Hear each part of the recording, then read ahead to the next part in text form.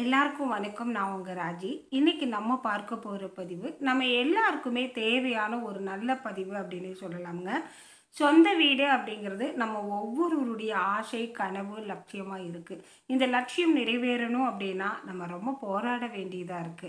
மிகப்பெரிய பணக்காரங்களுக்கு இது ஒரு பெரிய விஷயம் இல்லை. நம்மள மாதிரி சாமானியமானவர்களுக்கு சொந்த வீடு கனவு அப்படிங்கிறது மிகப்பெரிய ஒரு சாதனையா இருக்கு. இந்த சொந்த வீடு கனவு நனவாகணும் அப்படின்னா ஒவ்வொருவரும் ஒவ்வொரு விதமான பரிகாரங்கள் சொல்றாங்க. அதாவது ஒருத்தங்க இந்த கோவிலுக்கு போனா நிச்சயமாக சொந்த வீடு அமையும், இந்த பரிகாரம் செய்தால் நிச்சயமாக சொந்த வீடு அமையும். ஒவ்வொருத்தங்க ஒவ்வொரு மாதிரி பரிகாரம் சொல்லிட்டு இருக்காங்க.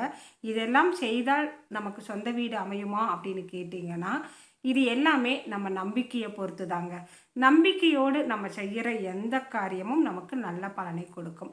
அதே நேரத்தில் கண்மூடித்தனமான பரிகாரங்கள் சொல்கிறாங்க அப்படின்னா அதை நம்ம ஏற்கவே கூடாது. நம்மால் மற்றவர்களுக்கு இடையூறு தரக்கூடிய பரிகாரத்தை சொன்னாங்க அப்படின்னாலும் அந்த பரிகாரத்தையும் நம்ம ஏற்கவே கூடாது. பரிகாரம் அப்படிங்கிறது நமக்கும் நல்லது செய்யக்கூடியதாக இருக்கணும், நம்ம மற்றவர்களுக்கும் அது நல்லது செய்யக்கூடியதாக இருக்கணும். உதாரணத்திற்கு ஒரு செவ்வாய்க்கிழமை நாளில், கிருத்திக நட்சத்திர நாளில், சஷ்டி திதி நாட்களில் ஒரு 10 பேருக்கு அன்னதானம் வாங்கி கொடுங்க. நாய்க்குட்டிகளுக்கு பிஸ்கெட் வாங்கி போடுங்க. பைரவருக்கு நம்ம பைரவராக மனதில் நினைத்து காவல் தெய்வமான இந்த நாய்க்குட்டிகளுக்கெல்லாம் பிஸ்கெட் வாங்கி கொடுங்க, உணவு கொடுங்க அப்படின்னு சொன்னால் நம்ம தாராளமாக அதை செய்யலாம். ஏன்னா இது நமக்கும் சந்தோஷத்தை கொடுக்கக்கூடியது, மற்றவர்களுக்கும் இதால் பயன் ஏற்படக்கூடியது இந்த காரியத்தால்.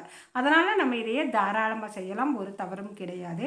அதே நேரத்தில் 10 பூசணிக்காயை வாங்கி ஒவ்வொரு முச்சந்தியில் நீங்கள் கொண்டு போய் உடைச்சிட்டு வாங்க அப்படின்னு சொன்னாங்கன்னா கண்டிப்பாக இதை செய்யவே கூடாதுங்க.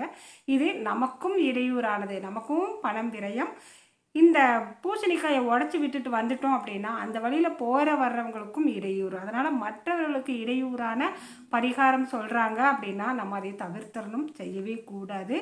மற்றவர்களுக்கும் உபயோகமாக இருக்கணும், நமக்கும் உபயோகமாக இருக்கக்கூடிய பரிகாரங்களை மட்டுமே நம்ம செய்யணும்.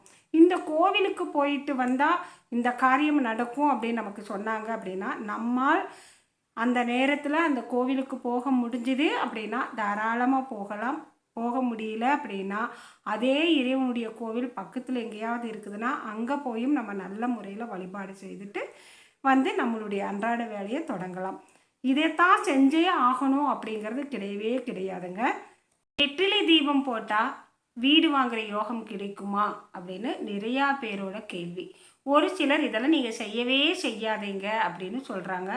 ஒரு சிலர் இதை செஞ்சால் நிச்சயமாக நல்லது நடக்கும் அப்படின்னு சொல்கிறாங்க. இது அவரவர் மனநிலையை பொறுத்தது. இதில் மற்றவர்களை நம்ம குறை சொல்லவே கூடாதுங்க. நமக்கு நம்பிக்கை இருக்குது, நமக்கு அது சரின்னு படுது அப்படின்னா நம்ம தாராளமாக செய்யலாம். உதாரணத்திற்கு என்னையே எடுத்துக்கொள்ளலாம். எனக்கு இதில் நம்பிக்கை ஏற்பட்டுச்சு, இது செய்யலாமா அப்படிங்கிற ஒரு நம்பிக்கையோடு நான் அந்த 6 வாரமும் முருகபெருமானுக்கு வெற்றிலை தீபம் போட்டு வழிபாடு செஞ்சுட்டு வந்தேன். எனக்கு சொந்த வீடு அப்படிங்கிறது கிடச்சிது. நல்ல விதமாக இன்றைக்கி நான் அதில் இருக்கேன். இதில் நம்ம நம்பிக்கையோடு செய்யலாம்.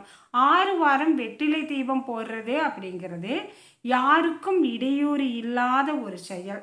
நம்ம ஒவ்வொரு செவ்வாய்க்கிழமையும் 6 வெத்தலை எடுத்து வச்சு ஒரு விளக்கு எடுத்து வச்சு எண்ணெய் ஊற்றி முருகபெருமானை நினச்சி அதற்கான நேரத்தை ஒதுக்கி நம்ம செய்கிறப்ப நமக்கு நாளைக்கு செவ்வாய்க்கிழமை, நாளைக்கு வெத்தலை தீபம் போடணும். வெத்தலை தீபம் போட்டால் நமக்கு சொந்த வீடு அமையும்.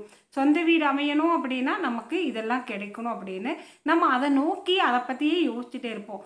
எதை நீ அடிக்கடி நினைக்கிறையோ, எது உனக்கு வேணும் அப்படின்னு நீ நினைக்கிறையோ அது உன்னை தேடி வரும். நம்ம ஒரு விஷயத்து மேலே ஆசைப்பட்டு அதை பற்றி நம்ம யோசிச்சுக்கிட்டே இருக்கிறப்ப நிச்சயமாக அது நமக்கு தேடி கிடைக்குங்க. அதனால் இதில் எந்தவித மாற்று கருத்தும் கிடையாது. இது அந்த காலத்தில் செஞ்சாங்களா, இந்த காலத்தில் செஞ்சாங்களா, அவங்க செஞ்சாங்களா, இவங்க செஞ்சாங்களா அப்படின்னு நம்ம ரொம்ப போட்டு மனசை குழப்பிக்காமல் நம்பிக்கை இருக்குது, எனக்கு முருகபெருமானுக்கு இது செஞ்சால் நடக்கும், நம்பிக்கை இருக்குது அப்படின்னா நீங்கள் தாராளமாக செய்யுங்க. எனக்கு இதில் எல்லாம் நம்பிக்கை இல்லை அப்படின்னா முருகப்பெருமானை மட்டும் வழிபாடு செய்யுங்க, அவருக்கு சொன்ன பாடல்களை மட்டும் பாடுங்க. நம்பிக்கையோடு செய்கிறவங்களோட நம்பிக்கையை நம்ம குலைக்க வேண்டாம். நம்ம எத்தனை பேர் இன்றைக்கி சொந்த வீடு அமையும், நிச்சயமாக நமக்கு நல்ல விதமாக ஒரு நிலம் அமையும், வீடு அமையும் அப்படின்னு நம்பிக்கையோடு 6 வாரம் வெற்றிலை தீபம் போட்டு இறைவனை வழிபாடு செஞ்சிட்ருக்காங்க. அவர்களுடைய நம்பிக்கையை நம்ம உடைக்க வேண்டாம். நல்ல விதமாக யாருக்கும் இடையூறு இல்லாமல் வெற்றிலை தீபம் போட்டு இறைவனை வழிபாடு செய்கிறாங்க. இன்றைக்கி வெத்தலை வாங்கிறதே அப்படிங்கிறதே அபூர்வம் ஆயிடுச்சு. ஒரு காலத்துல எல்லாம் பார்த்திங்கன்னா வெத்தலை வியாபாரம் அப்படிங்கிறது நல்ல முறையில் சிறப்பாக இருந்தது. அங்கங்கே இருக்கிற வெத்தலை வியாபாரிகளுக்கு நல்ல வியாபாரம் நடந்துட்டு இருந்துச்சு. இன்றைக்கி வெத்தலை வியாபாரம் அப்படிங்கிறதே ஒரு பெரிய சாதனையாக இருக்குது. நம்ம இந்த ஒவ்வொரு செவ்வாய்க்கிழமை ஒரு 6 வெத்தலை வாங்கிறதுனால அதில் யாருக்காவது ஒருத்தருக்கு பிரயோஜனமாகத்தான் இருக்கும். இது மிகப்பெரிய செலவு, நம்ம சக்திக்கு மீறின செலவு அப்படிங்கிறதெல்லாம் கிடையாது. நம்மளால் முடிகிற செலவு தான், நம்மளால் செய்யக்கூடிய ஒரு சின்ன செலவு தான். அதனால் இதில் எந்தவித ஒரு மனசஞ்சலமோ இது செய்யலாமா செய்யக்கூடாதா அப்படிங்கிறதெல்லாம் யோசிக்காமல் உங்களுக்கு இது சரி அப்படின்னு படுது, இது செஞ்சால் உங்களுக்கு சொந்த வீடு கிடைக்கும் அப்படின்னு மனசுக்கு பட்டுச்சுன்னா செய்யலாம். இல்லை அப்படின்னா நம்ம அதை கடந்து போய்க்கலாம். செஞ்சுட்டு இருக்கிறவங்கள நம்ம அவங்களோட நம்பிக்கையை கலைக்க வேண்டாம். கோவிலுக்கு போனால் கல்லுன்னு இருக்கிற பக்கம் இறைவன் இருக்கான் அப்படிங்கிற நம்பிக்கையோடு தான் நம்ம ஒரு கோவிலுக்கு போகிறோம். அங்கே கல் தானே இருக்கு அப்படின்னு நினச்சிட்டோம்னா நம்ம கோவிலுக்கு போக வேண்டியது இல்லையே. அப்போ இறைவன் எல்லா பக்கமும் இருக்கான் அப்படிங்கிறத நம்ம நம்புகிறோம். அந்த நம்பிக்கை தான் நம்மளை ஒவ்வொரு இடத்துக்கும் கொண்டுட்டு போகுது. பொதுவாகவே இந்த தெய்வ நம்பிக்கை, தெய்வ பயம் அப்படிங்கிறது இருந்தாவே நம்ம தேவையில்லாத கெட்ட விஷயங்களுக்கு போக மாட்டோங்க. இறை நம்பிக்கை, நமக்கு மேலே இறைவன் ஒருத்தன் இருக்கான், அவனை நம்மளை பார்த்துட்டு இருக்காங்கிற ஒரு எண்ணத்தை இப்போ இருந்தே குழந்தைங்க மனசில் கொண்டு வந்துட்டா குழந்தைங்க தேவையில்லாத விஷயங்களுக்கு போகாது. குழந்தைகளுக்கு தெய்வ வழிபாடு, ஆன்மீகம், இறை நம்பிக்கை இதையெல்லாம் கொண்டு வர்றப்ப அவங்க தேவையில்லாத கெட்ட சாகவாசத்துக்குள்ளே போக மாட்டாங்க. நல்ல பழக்க வழக்கங்க அவங்களுக்கு கிடைக்குமுங்க. அதனால் நம்பிக்கையோடு நம்ம எந்த காரியம் வேண்டுமானாலும் செய்யலாம். ஆனால் அந்த காரியம் மற்றவர்களுக்கு இடையூறான காரியமாக இருக்கக்கூடாது.